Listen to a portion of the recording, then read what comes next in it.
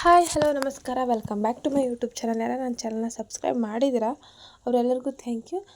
ಯಾಕೆ ಯಾರು ಸಪೋರ್ಟ್ ಮಾಡ್ತಿಲ್ಲ ಅಂತಲೇ ಗೊತ್ತಿಲ್ಲ. ದಯವಿಟ್ಟು ನಾವು ಕಷ್ಟಪಟ್ಟು ವಿಡಿಯೋ ಮಾಡ್ತೀವಿ, ಸೊ ಯಾಕೆ ಯಾರು ಸಪೋರ್ಟ್ ಮಾಡ್ತಿಲ್ಲ ಅಂತಲೇ ಗೊತ್ತಾಗ್ತಿಲ್ಲ. ದಯವಿಟ್ಟು ಸಪೋರ್ಟ್ ಮಾಡಿ, ಸಬ್ಸ್ಕ್ರೈಬ್ ಮಾಡಿ, ಲೈಕ್ ಮಾಡಿ, ಶೇರ್ ಮಾಡಿ, ಕಮೆಂಟ್ ಮಾಡಿ.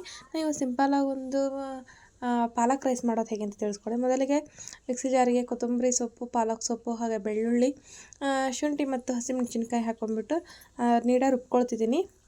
ಹಾಗೆ ಇವಾಗ ಒಂದು 4-5 ಈರುಳ್ಳಿ ಹೆಚ್ಕೊಂಡಿದ್ದೀನಿ. ಹಾಗೆ ಡ್ರೈ ಫ್ರೂಟ್ಸ್ ತೊಗೊಂಡಿದ್ದೀನಿ.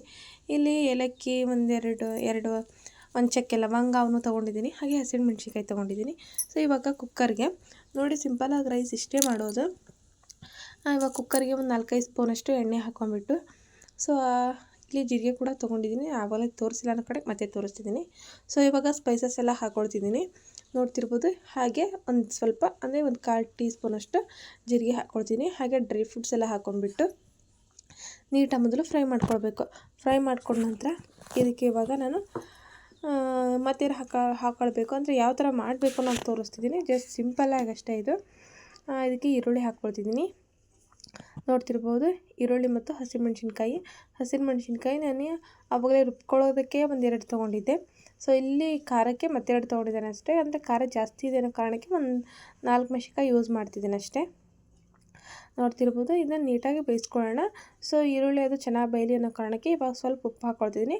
ಆಮೇಲೆ ಟೇಸ್ಟ್ ನೋಡ್ಕೊಂಬಿಟ್ಟು ನೀವು ಮತ್ತೆ ಹಾಕ್ಕೊಳ್ಬೋದು. ನೋಡ್ತಿರ್ಬೋದು.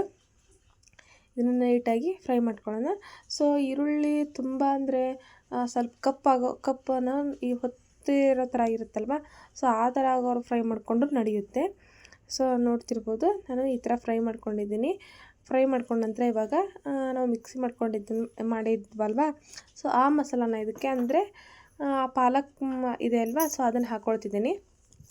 ಸೊ ಹಾಕೊಂಡ ನಂತರ ಇದಕ್ಕೆ MTR ಮಸಾಲ ಹಾಕ್ಕೊಳ್ತಿದ್ದೀನಿ. ನೋಡ್ಬೋದು, MTR ಮಸಾಲ, ಅದೇ ಗರಂ ಮಸಾಲ ಹಾಕ್ಕೊಳ್ತೀನಿ. ಹಾಗೆ ಒಂದು ಸ್ವಲ್ಪ ಜೀರಾ ಪೌಡರು, ಹಾಗೆ ಕೊತ್ತಂಬರಿ ಪೌಡರು, ಸ್ವಲ್ಪ ಅರಿಶಿನ ಹಾಕ್ಕೊಂಬಿಟ್ಟು ನೀಟಾಗಿ ಮಿಕ್ಸ್ ಮಾಡ್ಕೊಳ್ಳೋಣ. ನಾನು ಇಲ್ಲಿ 1 ಕಪ್ಪಷ್ಟು ಅಕ್ಕಿ ತೊಗೊಂಡು, ಸೊ ನಾನಿಲ್ಲಿ 1-2-3 ಮೆಂಬರ್ಸಿಗೆ ಮಾತ್ರ ಮಾಡ್ತಿರೋದು. ಸೊ 1 ಕಪ್ ಅಕ್ಕಿ ತೊಗೊಳ್ತಿದ್ದೀನಿ. ಸೊ ಅದಕ್ಕೆ ಎಷ್ಟು ಬೇಕೋ ಅಷ್ಟು ಮಾತ್ರ ಹಾಕ್ಕೊಂಡಿದ್ದೀನಿ.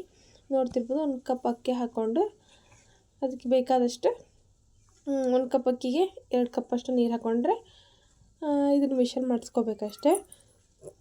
ಗ್ರೀನ್ ಕಲರ್ ಸಕ್ಕತ್ತಾಗಿರುತ್ತೆ ಫ್ರೆಂಡ್ಸ್. ಈ ಏನು ಹೇಳ್ತಾರೆ, ಪಾಲಕ್ ಸೊಪ್ಪು ಇರುತ್ತಲ್ವ, ಸೊ ಅದರ ಟೇಸ್ಟ್ ಡಿಫ್ರೆಂಟ್ ಆಗಿರುತ್ತೆ, ಸಕ್ಕತ್ತಾಗಿರುತ್ತೆ. ಎಲ್ಲರೂ ಪುದೀನ ಹಾಕಿ